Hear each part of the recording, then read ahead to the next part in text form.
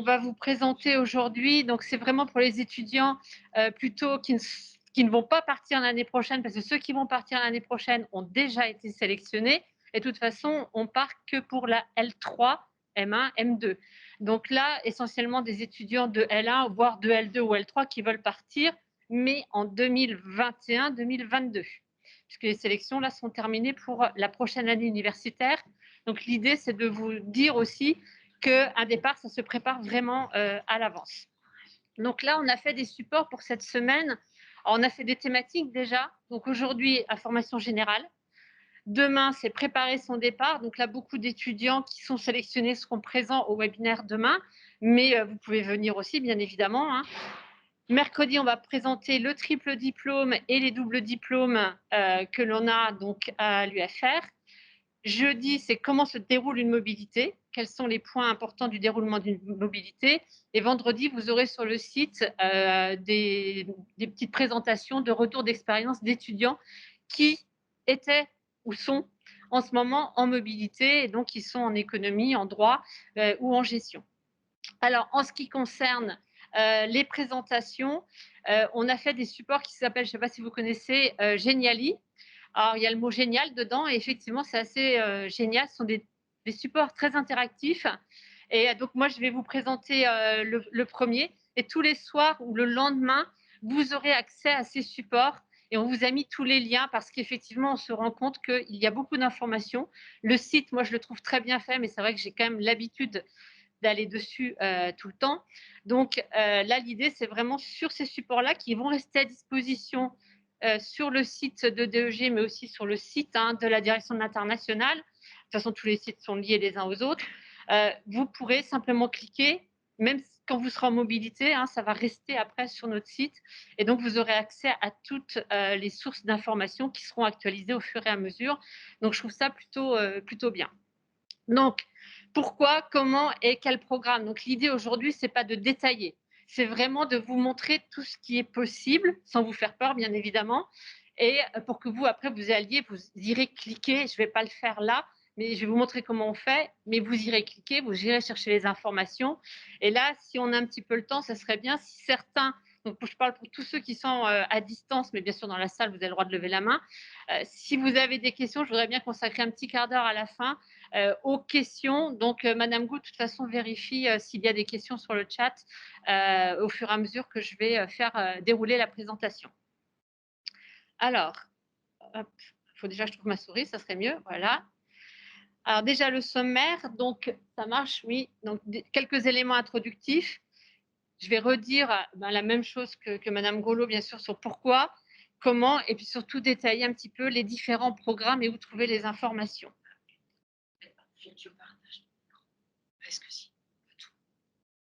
Mais non, c'est bon, vous voyez. Non, non, je pense que. Non, non, c'est bon. Non, non, c'est bon, c'est bon. Alors, vous avez compris, là, alors, il y a Monsieur le doyen qui a parlé, mais après, il y a Madame Grelot, donc, qui est au niveau de toute l'université, puisque l'international concerne toutes les composantes de l'université. Donc, on a bien un niveau central au niveau des directions internationales et on a un niveau local au niveau de chaque composante. Donc, au niveau central, donc, il y a la direction des RI, donc c'est Madame Françoise Hoquet qui est présente là dans la salle, qui est donc directrice des RI, et Madame Grelot est vice-présidente des RI. Il y a un service mobilité sortante, un service mobilité entrante, et bien sûr un service qui gère tous les accords. Et au niveau de la faculté, donc on a le bureau des relations internationales, donc le bureau 112 avec Madame Lélia Gou. Donc, vice-doyen RI, donc c'est moi, donc en charge de la stratégie, du fonctionnement de l'ensemble des RI de la faculté. Et au niveau Erasmus, qui n'est qu'un des programmes, vous allez voir qu'il y a d'autres programmes. Moi, je suis responsable Erasmus pour économie et gestion. Et en droit, il y a Monsieur Lécuyer, Yannick Lécuyer, qui est responsable Erasmus pour le droit. Donc, il s'occupe que des accords en droit, enfin que des accords Erasmus en droit. Alors déjà, toutes les informations utiles sont sur le site de l'université. Donc là, vous voyez, il suffit de cliquer. Alors, je ne vais peut-être pas le faire parce que j'ai peur de faire une ânerie. Vous cliquez et vous allez tomber sur la page internationale de droit, économie, gestion. Donc, je n'ose pas le faire parce que comme je n'ai qu'un écran et que j'ai l'habitude de faire ces présentations avec 2 écrans, j'ai peur de perdre ma page. Donc, je vais éviter quelque chose de pas. Mais vous verrez, ça marche très bien. Là, je vais pouvoir cliquer par contre. Alors, pourquoi partir? Donc, différentes raisons. Donc là, je vais relister les raisons qui ont été dites rapidement tout à l'heure.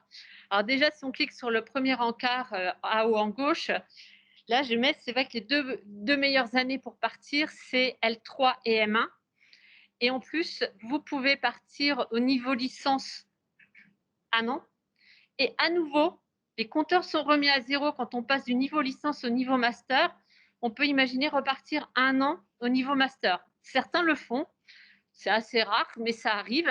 Donc, c'est-à-dire que vous pouvez partir au maximum sur 5 années d'études, 2 années, ce qui est quand même conséquent. Mais vous pouvez aussi partir un semestre en L3 et puis repartir un semestre en M2. En M2, on ne part jamais toute l'année, on part qu'un semestre. En M1, on peut éventuellement partir toute l'année. Alors, comme l'a dit Madame Grelot, ben, c'est un plus sur votre CV. Je dirais presque aujourd'hui que c'est presque normal d'avoir une expérience à l'étranger aujourd'hui. Voilà, c'est clair que par contre, sur un poste, ça peut faire une différence, puisque ça montre une capacité d'adaptation, ben, vous osez partir assez loin. Et quand on est à l'étranger, quand même, on développe, ben, c'est le point suivant, il me semble, sa capacité d'autonomie, d'adaptation, de flexibilité. Et on va rencontrer d'autres étudiants d'échange. Et donc, forcément, ça augmente votre réseau et bah, une ouverture d'esprit en discutant de certains sujets avec des personnes qui viennent de tout autre pays. C'est toujours intéressant. Et enfin, bien sûr, l'idée, c'est aussi d'améliorer vos capacités de compréhension et d'expression dans une langue, voire deux langues étrangères. De plus en plus, quand vous allez à l'étranger, vous avez, dans beaucoup de pays, hein, je pense à l'Italie, à l'Espagne, la Belgique, etc., vous avez des cours en langue anglaise, alors que, par exemple, en Espagne, on penserait qu'on n'a que des cours en espagnol. Maintenant, c'est comme ici, on essaie de développer des cours en langue anglaise et les étudiants d'échange, souvent, prennent ces cours en anglais. Donc, voilà, l'idée, c'est ben, vous allez effectivement améliorer la langue du pays, votre capacité dans la langue du pays, mais aussi souvent en anglais. Donc, c'est parfois un peu complexe d'ailleurs d'avoir 3 langues en fait, mais c'est ce qu'on rencontre le plus souvent aujourd'hui. Alors, comment? Alors justement, je parlais du niveau de langue. Alors bien évidemment, hein, on ne part pas, par exemple, en Italie en L3 si dans l'université d'accueil, les cours ne sont qu'en italien et qu'on n'a pas un niveau minimum en italien. Donc souvent, on demande un niveau B2, qui est le niveau que normalement on a en sortant du bac. Bon, ce n'est pas toujours le cas, mais B1 plus B2, un petit B1, ça passe pas et nous, on s'en rend compte et du coup, on vous laisse pas partir parce que c'est très dangereux. Si vous comprenez rien en cours, vous allez quand même avoir un tout petit peu de mal de réussir les examens. Donc, l'idée de vous laisser partir à l'étranger, c'est que ce soit un plus, pas un moins, bien évidemment. Donc, attention, il y a quand même des prérequis dans la langue du pays. Tous les accords que l'on a, bien évidemment, on a des accords, par exemple, des accords Erasmus en Pologne, en Roumanie, etc. Les cours ne sont pas en polonais. Bon, les cours sont bien sûr en anglais. Quand on signe des accords avec des universités partenaires, notamment sur des langues qui sont en Hongrie, par exemple, des langues qui sont quand même pas très enseignées de par le monde, bien évidemment, on s'assure qu'il y a une offre de cours en anglais suffisante correspondant à nos programmes à Angers. Hein, on ne signe pas des accords comme ça pour augmenter le nombre d'accords. Alors justement, le nombre d'accords, en éco-gestion plus droit, on est à une cinquantaine d'accords Erasmus. Et vous allez voir qu'il y a aussi des accords, ce qu'on appelle des accords bilatéraux, donc hors Erasmus, hors programme Erasmus. Et il y a d'autres programmes qui concernent toute l'université d'Angers. Et donc, on a vraiment énormément de possibilités pour partir à l'étranger. Et je vais présenter ces programmes un petit peu après.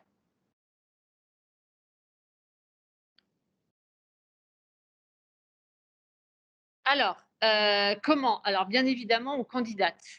Alors, il faut faire très attention parce que, comme je vous l'ai dit, on va le voir, il y a plusieurs programmes et donc il y a des dates différentes et on vous informe par mail, voire sur les réseaux sociaux si vous êtes inscrit, bien sûr, sur les réseaux Instagram, LinkedIn et je ne sais, Facebook, Twitter de la faculté.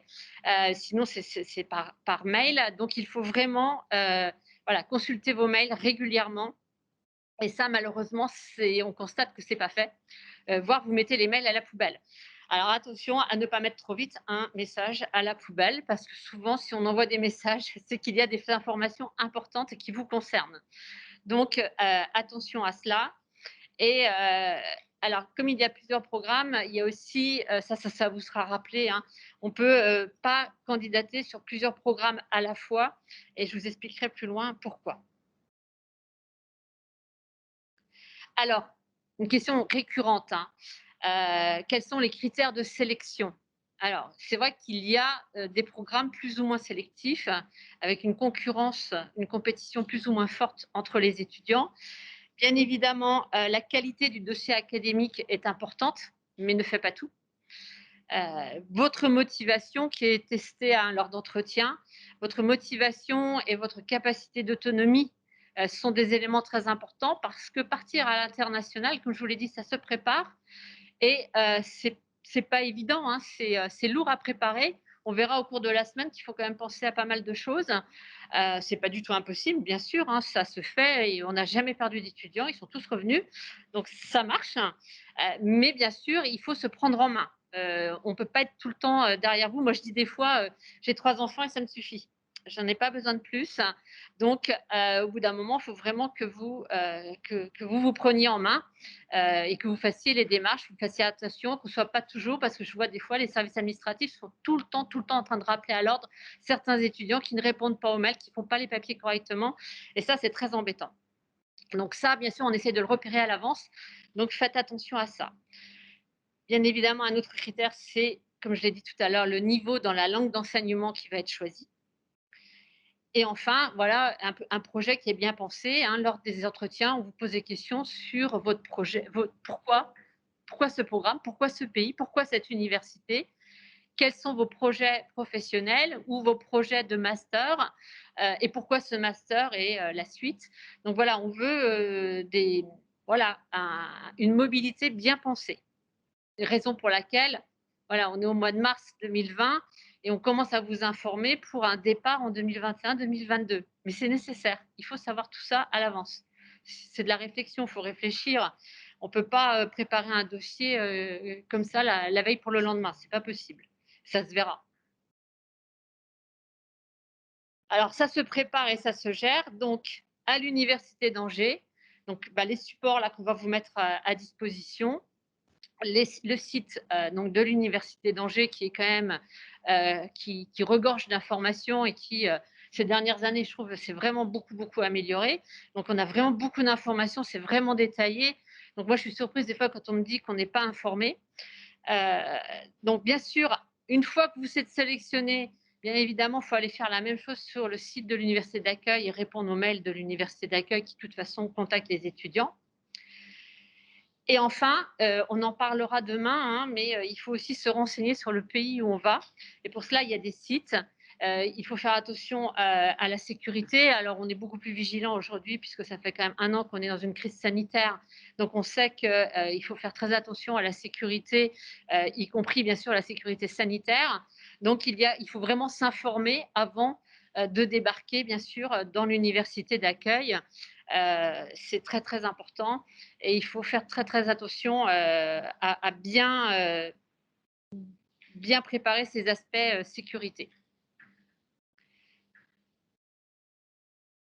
Alors maintenant que j'ai dit pourquoi, comment, alors de façon rapide, je suis d'accord, hein, quel programme? Et c'est là que ça commence à devenir un petit peu compliqué parce que finalement, il y a beaucoup de solutions. Mais il y a vraiment des équipes qui sont là aussi pour vous aider, pour vous guider. Et une fois encore, on vous donne les informations, mais bien sûr, il faut les lire. Donc, il y a d'abord, ils sont classés dans l'ordre dans lequel ils vont arriver l'année prochaine. dans le timing calendrier des candidatures. Donc le programme ISEP, les accords centralisés bilatéraux aux États-Unis. Alors centralisés, qu'est-ce que ça veut dire? Ça veut dire que ce sont des accords qui concernent tous les étudiants de toutes les composantes de l'université d'Angers. Donc des étudiants en lettres peuvent candidater sur les mêmes accords, ou des étudiants en sciences. Le programme BCI qui concerne des universités au Québec, donc c'est détaillé, chacun est détaillé après. Le programme que tout le monde connaît, Erasmus+. Ensuite, on a au sein de chaque composante, on a aussi des accords bilatéraux, donc qui ne concernent que les étudiants de la composante, voire un département de la composante. Et dans cette composante ici, donc droit, économie, gestion, et là, ça ne concerne que les étudiants aujourd'hui d'économie, gestion. On a un triple diplôme en finance internationale en master, et on a 2 doubles diplômes en licence en économie et gestion. Donc, qui concernent des étudiants qui partent pour la L3, donc qui sont aujourd'hui en L2. Donc, donc, chaque programme là est un petit peu plus détaillé. Donc, le programme ISEP, donc vous voyez que sur le support, il y a ces liens ici. Donc là, quand vous cliquerez sur le lien, vous arriverez sur la page ISEP de la direction de l'international. Et là, il y a de nouveau plein de liens pour aller plus loin. Alors, vous aurez le calendrier de cette année. Et bien sûr, on n'a pas encore eu le temps, c'est trop tôt, de faire le calendrier pour l'année prochaine. Ça sera fait à la rentrée universitaire. Alors, ISEP, souvent, on pense que c'est les États-Unis. Non, c'est le monde entier. Donc, c'est un énorme réseau et l'Université d'Angers a la chance d'être dans ce réseau. Donc, c'est un réseau de plus de 300 universités, dont 140 sont aux États-Unis et certaines sont en France puisqu'on est dedans. Donc, forcément, ce n'est pas que les États-Unis, mais il y en a au Japon, il y en a en Australie, il y en a voilà, dans toutes les zones géographiques. Il y en a en Europe, bien sûr, puisqu'on y est, mais il y en a dans pas mal de pays européens. Donc, c'est un programme très sélectif parce qu'il concerne toute l'Université d'Angers, mais surtout, il concerne les étudiants de 300 universités dans le monde qui vont vouloir bouger dans le cadre d'ISEP. Et ce programme fonctionne sur la réciprocité. C'est-à-dire que si, à un moment donné, l'Université d'Angers a envoyé trop d'étudiants via ce programme et n'en a pas reçu autant, à un moment donné, ça se freine. On a moins de place les années suivantes. Donc, on doit vraiment...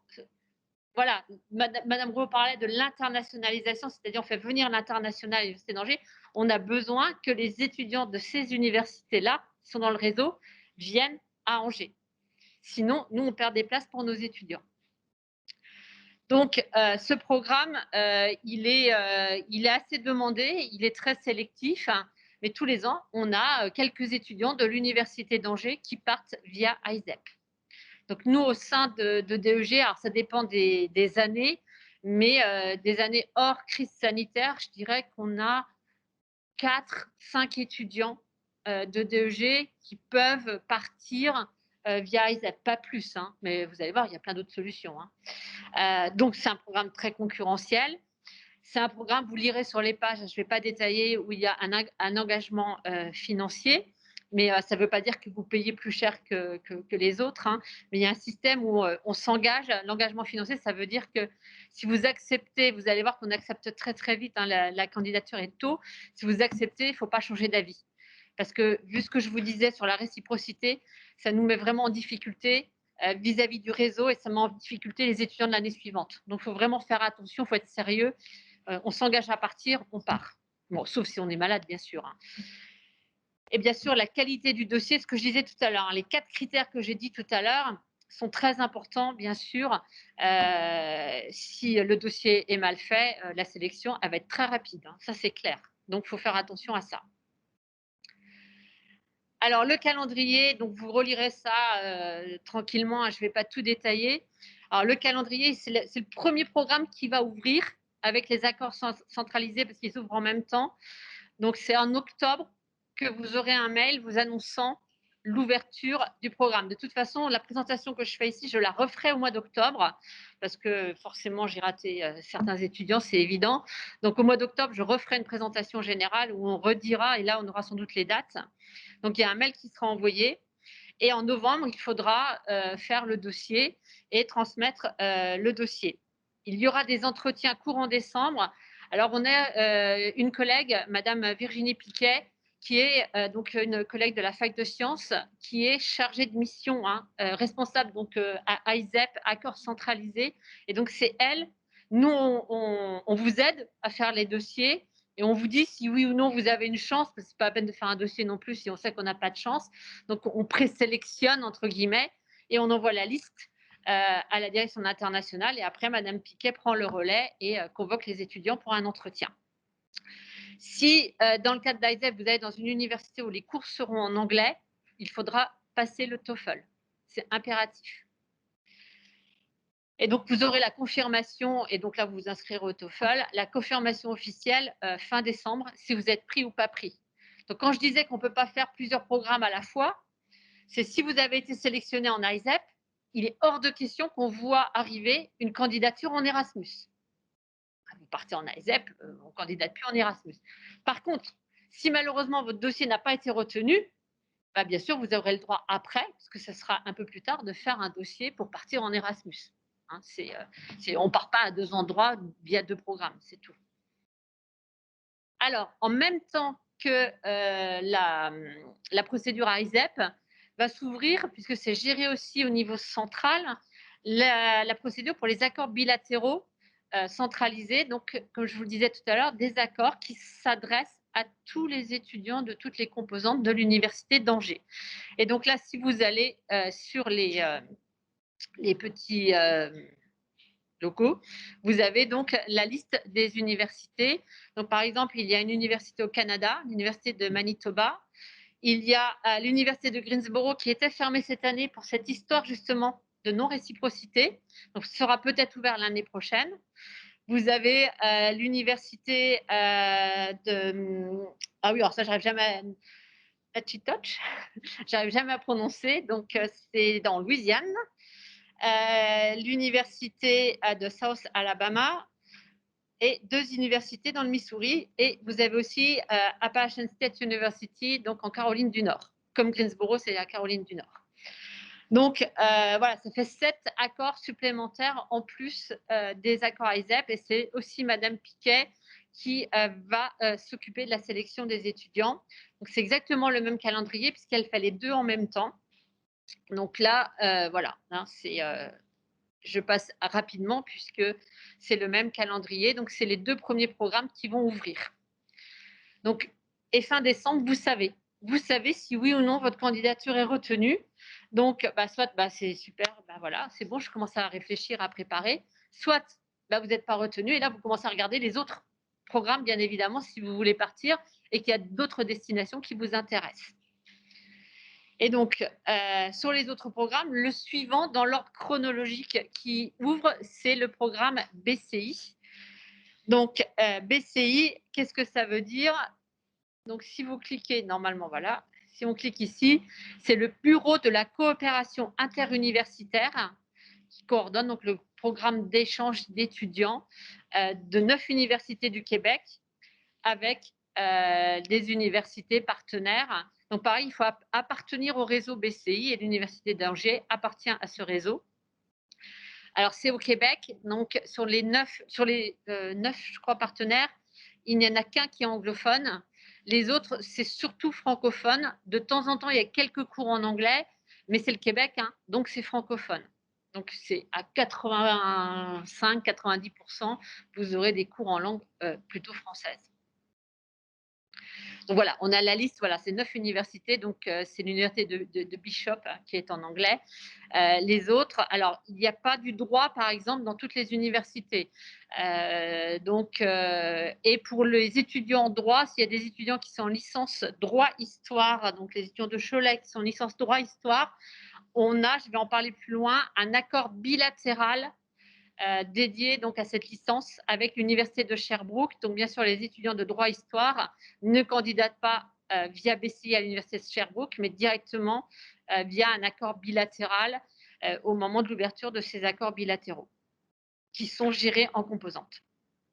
Donc là, il y a la liste des universités. Donc, ce qui est beaucoup demandé, hein, c'est l'UQAM, donc l'Université de Québec à Montréal, et l'Université de Laval. Ce sont les deux très demandés par nos étudiants, en tout cas cette année. Alors attention, c'est sélectif aussi. Il faut avoir un minimum, et ils regardent, hein, ils sélectionnent hein, là-dessus, il faut avoir un minimum 12 de moyenne en L1 et L2 et L3, tout dépend en quelle année vous voulez partir. Donc globalement, 12 de moyenne, donc c'est quand même exigeant. Et à la différence d'ISEP et des accords centralisés, la sélection n'est pas faite par nous, mais la sélection est faite par le bureau BCI, le bureau de la coopération interuniversitaire. C'est eux qui sélectionnent. Donc nous, on fait une présélection. C'est-à-dire que voilà, on regarde vos notes, puisqu'on sait qu'il y a une note minimum, on regarde les notes, on regarde le projet, on dit c'est bon, et là vous faites le dossier, donc on vous aide à faire le dossier part à BCI.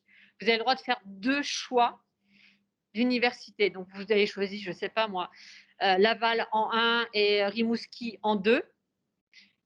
Votre dossier va être envoyé à Laval, alors va être vérifié au bureau de BCI.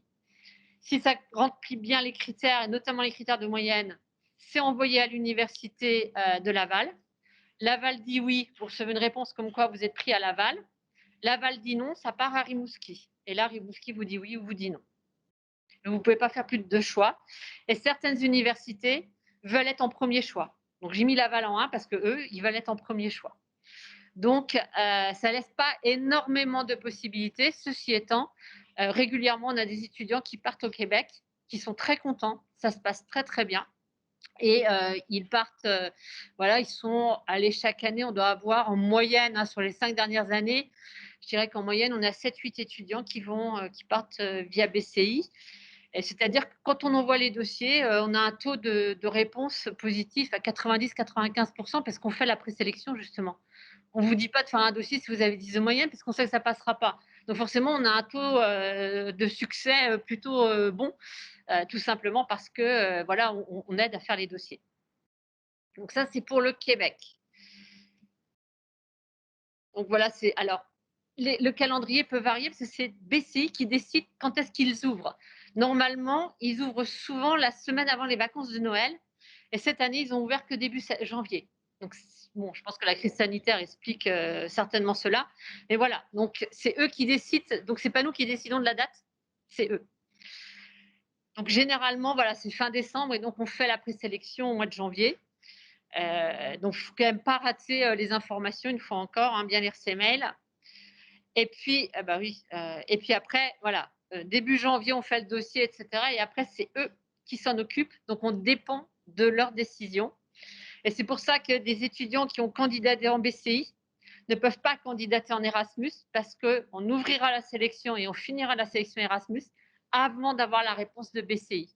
Et donc, on ne peut pas être sur 2 programmes en même temps parce qu'il y a aussi une concurrence, bien sûr, sur Erasmus. Et on ne peut pas placer un étudiant qui a de fortes chances d'être pris en BCI sur une place en Erasmus au détriment d'un autre étudiant qui n'a pas candidaté en BCI. Ce ne serait pas très loyal. Donc là, je vois qu'il y a un petit point d'interrogation. Ah oui, bon, ça c'est du détail, vous regarderez ça plus tard.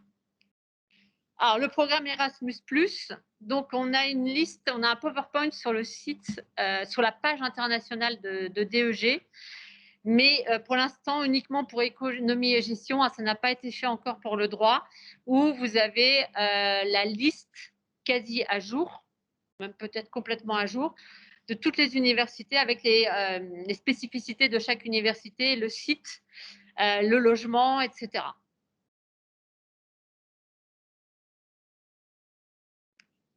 Alors, là, il y a des dossiers de candidature. Alors, vous irez voir sur la page, il y a pas mal de dossiers de candidature. Il y a un dossier général.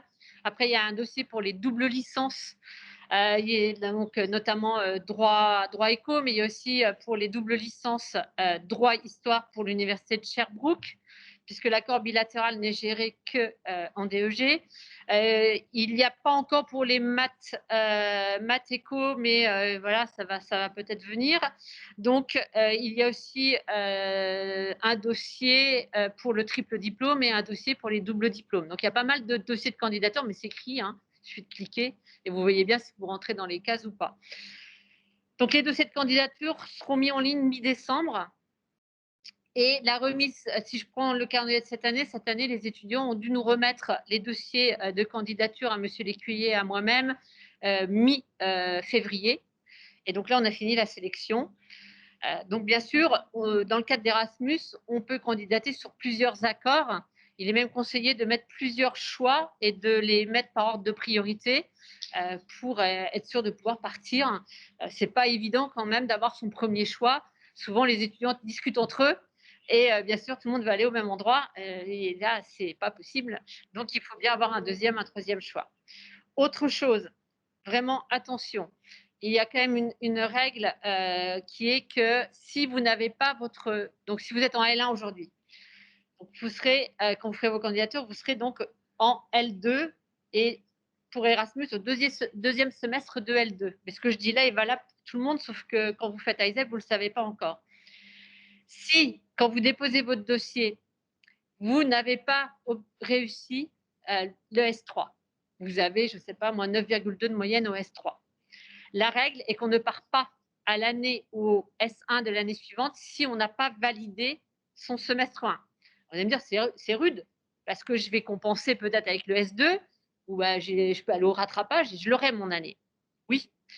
Mais si vous ne l'avez pas, on a mis en place toute une machine et on est obligé d'annuler la mobilité, ce qui veut dire que les services administratifs en DEG, à la DI, mais aussi dans l'université partenaire, ont mis en place énormément de choses pour qu'on annule la mobilité et qu'on la reporte au semestre 2. Donc, plutôt que de faire ça, nous, on vous dit, on ne va pas vous empêcher de partir, mais on reporte au semestre 2 pour être sûr que vous êtes bien au moment où vous partez en L3. Alors, ce qu'on souhaite, bien évidemment. Donc, on ne va pas vous empêcher de partir, on va décaler d'un semestre. Donc, ça, c'est la règle qui est en vigueur pour des raisons de bonne relation avec nos partenaires et de ne pas surcharger encore un peu plus les services administratifs. Parce que je vous assure que derrière tout ça, il y a énormément de services qui travaillent pour calculer vos aides financières, pour vous nommer dans les universités partenaires, pour vérifier que vous avez bien rempli tous les dossiers, que au niveau sécurité, c'est bien balisé, etc. Donc, c'est beaucoup de monde quand même. Hein. Et dans l'université d'accueil aussi. Donc, annuler, si on fait ça à nos partenaires régulièrement, qu'on annule des mobilités, bon, ben, on perd notre partenariat. Voilà, ce serait quand même embêtant parce que, une fois encore, c'est les étudiants suivants qui vont le payer. Donc, attention à cette règle-là, elle est importante. Ça peut vous motiver aussi à avoir plus de 10. Voilà, c'est une bonne motivation, je pense. Vous voulez partir, voilà, vous essayez de faire en sorte de pouvoir partir au S1 si vous voulez partir. Bien sûr, la motivation ne marche plus si vous avez décidé de partir au S2. Là, ça ne marche pas. Alors, nous avons en plus d'Erasmus. Alors, Erasmus, c'est bien nous qui faisons la sélection. Donc, pour le droit éco, pour éco-gestion, et souvent la licence, les doubles licences, c'est moi. Et pour les accords en droit, c'est Monsieur Lécuyer. Alors, comme je vous le disais, on a aussi des accords bilatéraux. Donc, pour la licence droit-histoire, il y a donc 3 places pour un semestre à l'université de Sherbrooke.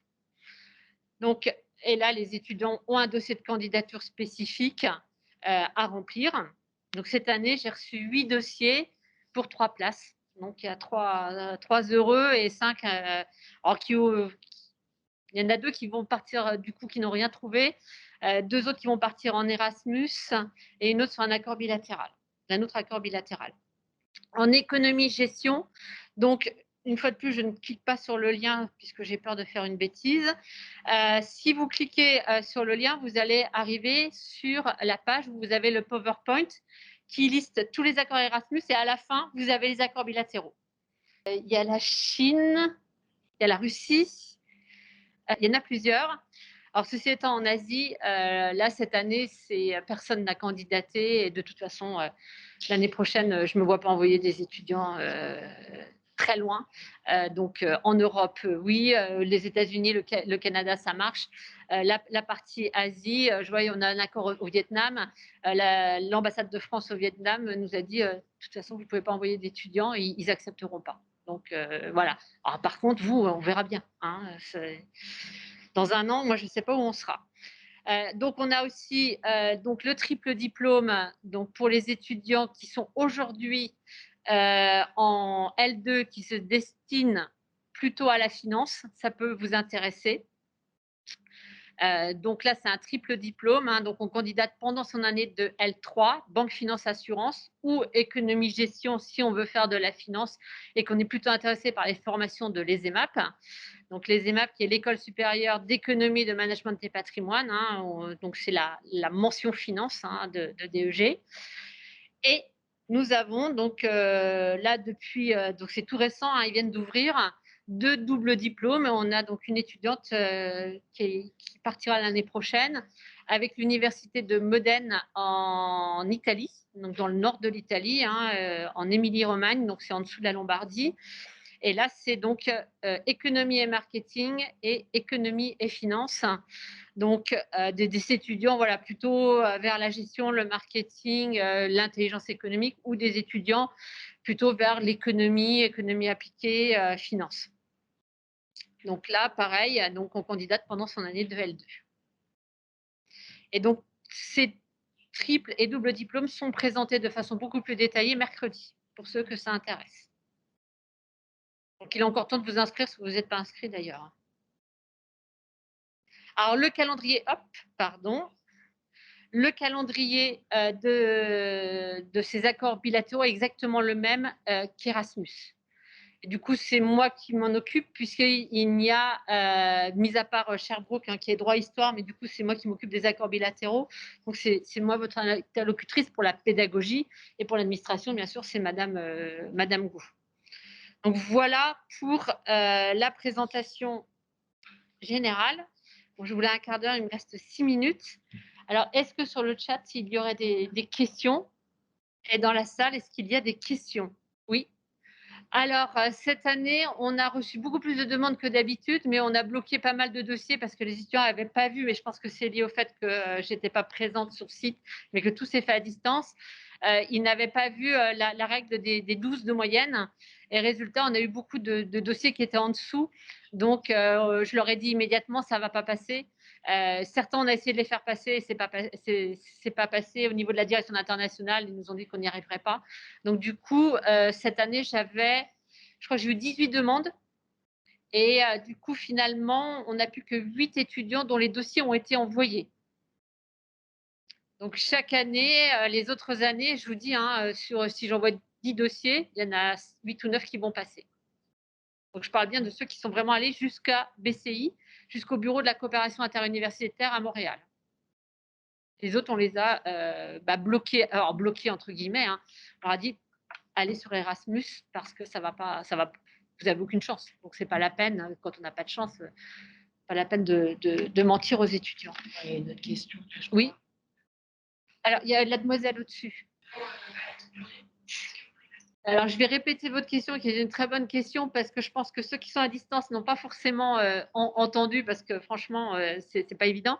Donc, la question que j'ai là, c'est est-ce que c'est bien vu, si on veut candidater dans les masters, est-ce que le fait qu'on soit parti à l'étranger, c'est bien vu parce que forcément, on ne va pas refaire exactement le programme qui était prévu dans notre université d'origine, en l'occurrence l'université d'Angers.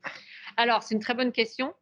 Effectivement, hein, on verra ça demain, vous devez faire un programme de cours. Donc, nous, en tant que référents pédagogiques, et vos professeurs surtout hein, des différentes formations, quand vous partez en L3, on vous demande de faire votre programme de cours, non pas avec votre prof responsable de L2, mais bien avec le prof qui sera responsable de la L3.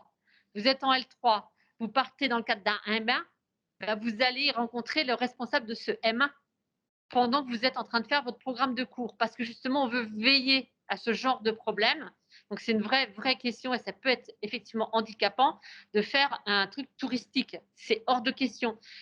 Et donc, c'est pour ça qu'il y a un contrat d'études, le fameux Learning Agreement, qui pose souvent problème, mais qui est fondamental. Nous, en tant qu'enseignants-chercheurs, et responsables de formation, on a l'obligation de veiller à ce que vous ne fassiez pas n'importe quoi. Donc, on fait attention. Donc, c'est-à-dire qu'il y a des cours où on va vous dire non, là, vraiment, non. Alors, on va être flexible parce que si on veut que vous fassiez exactement la même chose, vous ne partez pas. On est d'accord là-dessus. Donc, on va être flexible, mais on va s'arranger pour que vous ne fassiez pas 2 fois la même chose ou pour qu'il n'y ait pas vraiment des concepts fondamentaux qui ne seront jamais traités parce que vous êtes parti à l'international. Parce qu'effectivement, au moment d'un entretien pour entrer dans un M1, ça peut vous porter préjudice tout à fait. Donc, il faut vraiment veiller à ça. Donc, l'étape, quand on prépare sa mobilité, l'étape « je prépare mon programme de cours » est très importante. Parce qu'il faut vraiment faire un programme de cours cohérent avec votre formation et avec ce que vous voulez faire ensuite. Donc, alors bien sûr, j'ai des étudiants des fois qui me font le cours, qui me disent « Ah, mais c'est pas grave s'il n'y a pas de finance ». Je dis ça parce que je suis prof de finance. S'il n'y a pas de finance, moi, de toute façon, après, je veux faire du marketing. Ouais, mais enfin bon, il y a des limites. Il faut quand même quelques petites bases en finance. Donc, il y a de la finance dans l'université d'accueil, il y a de la finance dans la maquette à Angers. Donc, désolé, mais il va y avoir de la finance dans le programme de cours. Donc, c'est vrai qu'il faut regarder, mais quand on a vraiment… Des fois, on est coincé, il manque un cours. Et là, on dit à l'étudiant, bon, vous voulez faire quoi après? Ok, vous voulez faire du marketing? Bon, bah là, du coup, on va quand même compléter avec un cours de marketing. On ne va pas être bête. Mais de là à dire, vous allez faire que du marketing parce qu'en M1, vous voulez faire un M1 de marketing, ça ne passera pas. De toute façon, ça ne passera pas non plus les responsables du master de marketing, quand ils vous auront pour donc un entretien pour la candidature, n'apprécieront pas que vous ayez fait que du marketing. Parce qu'on ne peut pas faire que ça. Alors, je dis ça parce que, voilà, je ne peux pas prendre d'exemple en droit, je vais être ridicule. Donc, je ne préfère pas prendre de risques. Mais voilà, l'idée, c'est quand même, j'imagine pas un étudiant en droit qui aura fait que du droit privé et jamais de droit public. Bon, voilà, c'est la même chose. Donc, il faut quand même être un peu cohérent. Mais c'est à l'étudiant aussi d'être vigilant là-dessus, de ne pas faire n'importe quoi. Sinon, c'est plutôt bien vu. C'est rare. On entendait encore ça il y a 5-10 ans, mais c'est rare aujourd'hui d'entendre des collègues dire « bon, l'international ». Non, moi, j'aurais plutôt tendance à dire « tout le monde dit que c'est bien ». Oui. Oui. Tout est disponible. Dès la L3, pas forcément. C'est marqué justement sur le PowerPoint. Oui, il y en a qui ne sont pas disponibles pour le M1. Il y en a où on a des cours que jusqu'au niveau L3. Donc, bien évidemment, on n'envoie pas d'étudiants de M1. Donc, c'est plus facile en L3, il y a beaucoup plus de choix. Plus vous partez tôt, plus vous avez de choix. Donc, en L3, il y a beaucoup plus de choix. En M1, je dirais qu'il y en a un petit peu moins. Et c'est en M2, c'est pour ça que je dis que les meilleures années pour partir, c'est L3 et M1. Parce qu'en M2, ça devient difficile et les responsables de M2 sont un peu moins flexibles. Il faut les comprendre. C'est l'année, quand même, c'est la dernière année, donc c'est normal. C'est l'année d'approfondissement, donc on comprend qu'ils soient moins flexibles. Où ils disent, bah non, là, il va manquer ça, il va manquer ça. Donc, c'est non. J'ai pas mal de refus de la part des responsables de Master 2, en fait, qui ne veulent pas, mais parce qu'ils ne trouvent pas du tout, pas assez de correspondance entre les matières à l'université d'Angers et puis dans l'université d'accueil. L3, c'est bien parce qu'on est encore dans un programme assez général, donc on peut facilement picorer. Donc, parce que quand vous allez dans le pays d'accueil, vous n'allez pas, par exemple, vous partez en L3 droit, vous n'allez pas suivre forcément tous les cours d'une L3 droit. Peut-être que vous allez prendre un cours chez eux en L2. Et éventuellement, des fois, on va aller piquer un cours en M1 parce que ça correspond mieux à notre programme, parce que la façon dont on enseigne, la cohérence entre les cours, elle est partout à peu près la même. Mais à la marge, il peut y avoir des variations entre L2 et L3, voire des fois entre L3 et M1. En tout cas, nous, en éco-gestion, on le voit ça. Donc, de temps en temps, on va piquer un cours sur un autre programme, ce qui peut provoquer des problèmes d'emploi du temps, mais qui donne par contre une cohérence au programme. Peut-être Catherine a ajouté, on ne l'a pas dit, toi et moi, sur Erasmus+, on ouvre là une nouvelle programmation 2021-2027 et vous l'avez peut-être entendu, on va doubler le budget sur Erasmus+, donc on peut s'attendre à des opportunités qui seront beaucoup plus importantes pour vous. Peut-être pas cette année parce que voilà, non, bah, non, mais quand vous serez sur le point de partir, il y aura vraiment des belles opportunités sur Erasmus. Oui, et là, on est en train d'essayer d'augmenter le nombre d'accords. La M1, il faut s'en préparer dès maintenant. Vous êtes en quoi? Vous êtes en L1? Ah non. En L1, non. Là, en L1, vous vous préparez pour un départ en L3. Pour un départ en M1, vous vous préparerez à la fin de la L2. Mais ça n'empêche que, voilà, discuter, voir ce qu'il y a. Mais c'est vrai que les accords, on en signe des nouveaux, on en ferme aussi, des accords qui ne fonctionnent pas. Et comme le disait Madame Grelot, effectivement, là, on entre dans une nouvelle programmation Erasmus+, et l'agence Erasmus veut qu'il y ait beaucoup plus d'étudiants qui bougent. Donc, au niveau aide financière, ça va être vraiment, c'est doublé, c'est ça? Voilà. Donc là, on va inciter encore plus les étudiants à partir. Et pour ça, nous, il faut qu'on ait quand même le temps de faire des nouveaux accords. Sinon, il va y avoir de la bousculade. Mais en tout cas, l'idée, c'est de faire partir de plus en plus d'étudiants parce qu'on sait que c'est positif pour vous. Alors, est-ce qu'il y a… Ah oui. Alors, il y a des questions. Alors. Donc là, c'est les questions de candidature. Donc, c'est candidater. Donc, à partir de septembre, c'est pour l'année d'après. Donc, il y a un étudiant en L2 qui voulait partir l'année prochaine en double diplôme, mais les candidatures, elles sont closes. Alors l'étudiant de L2 qui veut partir en double diplôme l'année prochaine, d'accord, et ben vous envoyez un mail, parce qu'on a encore un tout petit peu de marge, mais c'est dommage d'avoir raté. Ouais. Donc, vous envoyez un mail, s'il vous plaît, à ri-deg, et vous pouvez envoyer un mail à catherine.krapski@univ-angers.fr. Alors, quand vous candidatez en février, ce sera pour un départ à partir de septembre 2022. Alors, effectivement, les étudiants qui sont aujourd'hui en L1, qui seront l'année prochaine, non, qui sont aujourd'hui en L2, qui seront l'année prochaine en L3 et qui veulent partir dans le cadre du M1, mais qui est un M1 de l'IAE, donc l'Institut d'administration des entreprises. Donc alors si vous vous trompez que vous candidatez chez nous, je transfère à l'IAE, mais bien sûr, il faut candidater sur les accords de l'IAE. Et de toute façon, je vois cette année ce que j'ai fait quand on a ouvert les candidatures, et même sur les dossiers de candidature, c'est marqué. Du coup, on n'a eu aucune erreur d'aiguillage. C'est-à-dire, c'était bien dit aux étudiants, attention, si vous partez dans le cadre d'un master de l'IAE, vous candidatez directement à l'IAE et puis on les renvoyait sur le bureau des relations internationales de l'IAE. Et sur les dossiers, au cas où les étudiants n'aient pas lu, c'est marqué en gros, en gras, si vous partez dans le cadre d'une formation à l'IAE, il faut candidater à l'IAE. Et du coup, on n'a reçu aucun dossier pour BCI. Par contre, il y a eu pas mal de ratés. Mais là, du coup, comme on a eu les ratés de BCI, on a fait attention sur Erasmus. Et là, les étudiants, visiblement, se sont bien dirigés dès le départ. Donc, oui, c'est la même chose que le programme d'études. On ne le prépare pas avec son responsable d'année actuel, mais bien avec celui, le référent pédagogique, c'est le responsable de formation de l'année dans le cadre de laquelle vous partez. Donc, il y a toujours un décalage d'un an, en fait. Une autre question ici. Au programme Erasmus, est-ce que les notes sont prises en compte pour la sélection? Ben oui, mais pas que. Mais oui, on prend en compte les notes, mais par contre, il n'y a pas de notes, voilà, il n'y a pas, si vous n'avez pas 12, vous ne partez pas du tout. Là, j'ai des étudiants, j'ai toutes les notes pour ceux qui partent. J'ai même des étudiants qui vont partir au S2 parce que, pour des raisons X, Y, Z, ils n'ont pas validé le S3, du coup, je les ai décalés, mais je n'ai pas dit non. Non. Il faut une motivation, par contre. C'est sûr que si vous avez des mauvaises notes, que vous ne préparez pas bien votre dossier, que vous n'avez pas de motivation, normalement, vous ne candidatez pas. Mais des fois, il y a des choses pas logiques.